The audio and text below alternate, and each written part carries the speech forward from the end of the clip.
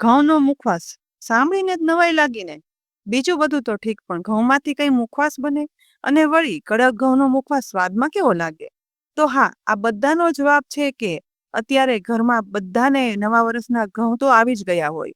અને આ વિડીયો જોઈ દરેક સ્ટેપ ફોલો કરી ઘઉંનો મુખવાસ બનાવી લેશો ને, તો ઉપરથી ક્રિસ્પી અને અંદરથી એકદમ મોંમાં મૂકતા ઓગળી જાય તેવો ફરસો અને પાચક ગુણોથી ભરપૂર સ્વાદિષ્ટ બનાવો એટલો ખવાઈ જશે આ મુખવાસ. અને આ મુખવાસ બનાવી 1 વર્ષ સુધી સાચવી પણ શકાય છે.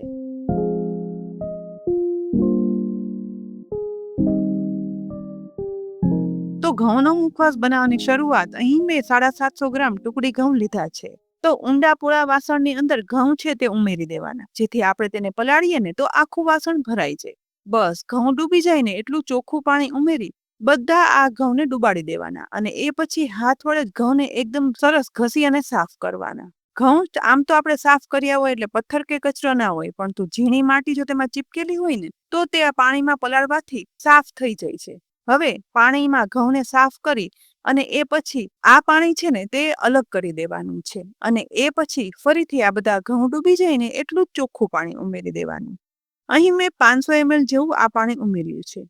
એ પછી 6 કલાક માટે આ ઘઉંને પલાળવા માટે રાખી દેવાના છે, જેના માટે તેને ઢાંકણ ઢાંકી દઈશું. અંદાજે 6 કલાક પછી પલાળેલા ઘઉંનું ઢાંકણ ખોલતા આ પાણીમાં થોડા એવા ઉપર બબલ્સ આવી ગયા છે. તેની સાથે જ ઘઉં જુઓ ફૂલી અને સાઈઝમાં થોડા મોટા થઈ ગયા. તો સૌથી પહેલા આ પાણીની અંદર જ ઘઉંને એકદમ ઘસી એકવાર વધારે સાફ કરી લેવાનું, જેથી બબલ્સ વાળું પાણી છે ને તે સાફ થઈ જાય. એ પછી આ પાણી છે ને તે બધું અલગ કાઢી લેવાનું.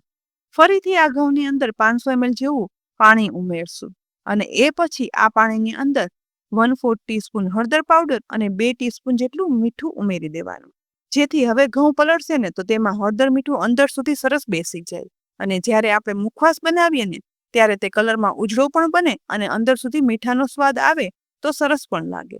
ફરીથી થોડું એવું પાણી મિક્સ કરી હળદર અને મીઠુંને પાણીની અંદર ઘઉંમાં ચલાવી અને મિક્સ કરી દેવાના. એ પછી ઢાંકણ ઢાંકી ફરીથી વધારે 2 કલાક માટે આ ઘઉંને પલાળવા દઈશું. અહીં ટોટલ 8 કલાક પલાળ્યા પછી ઢાંકણ ખોલતા જોઈ શકાય છે કે ઘઉં છે ને તે સરસ પલળી મોટા તો થઈ જ ગયા છે, પરંતુ હળદર મીઠું વાળા એકદમ સરસ કલરના પણ થયા છે. તો આ સમયે ફરીથી મિક્સ ઘઉંને હાથથી ઘસી અને સાફ કરવાનો, અને વધારાનું પાણી છે ને તે દૂર કરી દેવાનું. અહીં જેથી ઘઉંમાં થોડો ઘણો સ્ટાર્ચ હોય ને તો તે ઓછો થઈ જાય. એ પછી પાણી નિતારી અને ઘઉંને થોડા થોડા હાથમાં લઈ આ રીતે કિચન નેપકિન ઉપર એકદમ સરસ ફેલાવી દેવાના છે. અહીં આપણે આ ઘઉંને સૂકવવાના નથી, પરંતુ કોરા જ કરવાના છે. બધા ઘઉં છે ને તે કિચન નેપકિન પર ફેલાવી દીધા પછી ઘરમાં જ પંખા નીચે લગભગ 1 જ કલાક કોરા થવા દેવાના છે. અહીં 1 કલાક પછી હાથ અડાડતા જુઓ ઘઉં છે તે કોરા થઈ ગયા છે, સુકાણા નથી. હાથથી અડતા કે પાણી પણ ક્યાંય ચીપકતું નથી. બસ આવા કોરા થયેલા ઘઉંમાંથી મુઠ્ઠીભર ઘઉં લઈ અને બીજી સાઈડ ગેસની મીડિયમ ફ્લેમ પર ગરમ થયેલા તેલની અંદર ધીમે રહી અને ઉમેરી દેવાના. આ ઘઉં થોડા ભીના છે ને એટલે તેલમાં ઉમેરતા તેલમાં ઉપરની સાઈડ થોડા એવા બબલ્સ આવશે અને તેલ પણ થોડું ઉપર આવશે. તો આ સમયે તુરંત આ ઘઉંને ના ચલાવતા એમ જ રહી અને તળાવવા દઈશું, કારણ કે ગેસની મીડિયમ ફ્લેમ પર તેલ ગરમ છે અને ધીમે ધીમે આ ઘઉં છે ને તે તળાય અને ઉપર આવવાની શરૂઆત થશે. બસ ઘઉં ઉપર આવી અને તરવાની શરૂઆત થાય ને તે સમયે તેની સાઈડ ચેન્જ કરવાની. ઘઉં તળવામાં જરા પણ ઉતાવળ નહીં કરવાની. બધા ઘઉં જેમ જેમ અંદર સુધી તળાતા જશે ને તેમ તેમ તે ફરસા થઈ વજનમાં એકદમ હળવા થઈ અને તેલમાં ઉપર તળવા લાગશે. બસ આ રીતે તળાતા લગભગ 3 થી 4 મિનિટ પછી જોઈ શકાય છે કે તળાઈ ઘણા ખરા ઘઉં છે ને તે ઉપર આવી ગયા છે, પરંતુ હજી પૂરેપૂરા ઘઉં છે ને તે ઉપર નથી આવ્યા. તો વધારે 2 થી 3 મિનિટ તળાવવા દેવાના.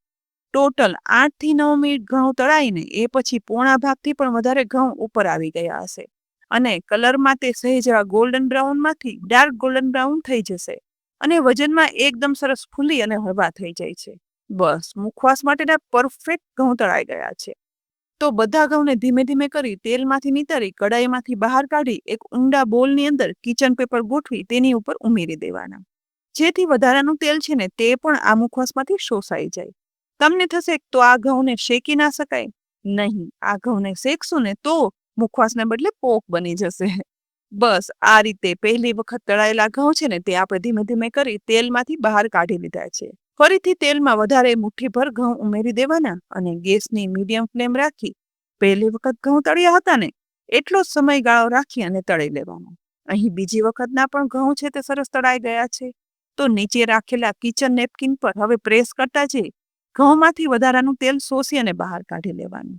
અને એ પછી ઘઉંની નીચેથી આ કિચન પેપર છે ને તે સરકાવી લેવાનું. હવે તળાયેલા ઘઉં છે ને તેમાં ચમચો ફેરવતા જ અવાજ ઉપરથી ખ્યાલ આવશે કે આ મુખવાસ છે ને તે કેટલો ક્રિસ્પી બની અને તૈયાર થયો છે અને જરા પણ તેલ નથી રહ્યું. હવે મુખવાસમાં મસાલામાં 3/4 ટીસ્પૂન સંચળ પાવડર અને તેની સાથે જ ઘઉંનો મુખવાસ પાચક બને ને એટલા માટે 1 ટીસ્પૂન હિંગાષ્ટક ચૂર્ણ ઉમેરશું. હિંગાષ્ટક ચૂર્ણ ઘરે બનાવવાની રીતનો વિડીયો મેં મૂકેલો જ હતો, તો તેની લિંક પણ ડિસ્ક્રિપ્શન બોક્સમાં આપી છે, જરૂરથી જોઈ લેજો. પરંતુ આજે તો હું અહીં રેડીમેડ હિંગાષ્ટક ચૂર્ણ વાપરી રહી છું, જેથી આ મુખવાસ છે ને તે પાચક અને ટેસ્ટી બને. હવે ચમચા વડે ચલાવતા જઈ ઘઉંની અંદર આ મસાલા મિક્સ કરવાના છે. આવતા અવાજ પરથી ખ્યાલ આવે ને કે આ મુખવાસ કેટલો ફરસો બન્યો હશે. ક્રિસ્પી તો બનવાની સાથે સાથે મોંમાં મૂકશું ને ત્યારે એકદમ ફરસો તો લાગશે જ, પરંતુ માન્યામાં જ નહીં આવે કે આ મુખવાસ છે ને તે ઘઉંમાંથી બન્યો છે તેટલો સ્વાદિષ્ટ બનશે અને પાચક ગુણોથી ભરપૂર. બધો મસાલો મિક્સ કર્યા પછી એરટાઇટ કન્ટેનરમાં આ ઘઉંનો મુખવાસ ભરી અને રાખી દો ને તો 12 મહિના સુધી મુખવાસ સાચવી શકાય છે. તો છે ને એકદમ અલગ અને નવા સ્વાદનો નવો મુખવાસ.